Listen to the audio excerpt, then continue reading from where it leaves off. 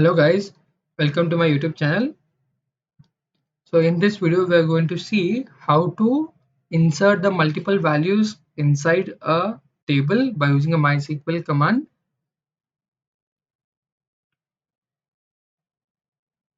So I'm inserting it using an insert command. Insert into your table name, employee details, employee details. Then you put the values here. You can put a column name, all the column names, and then put a values separated by the comma here, or you can directly write values and take third id. Let me do it quickly.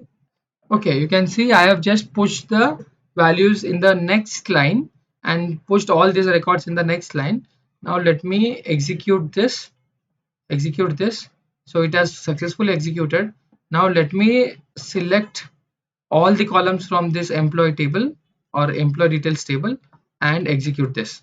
Now you can see we have inserted multiple records at the same time by using this query. You can see all the values here.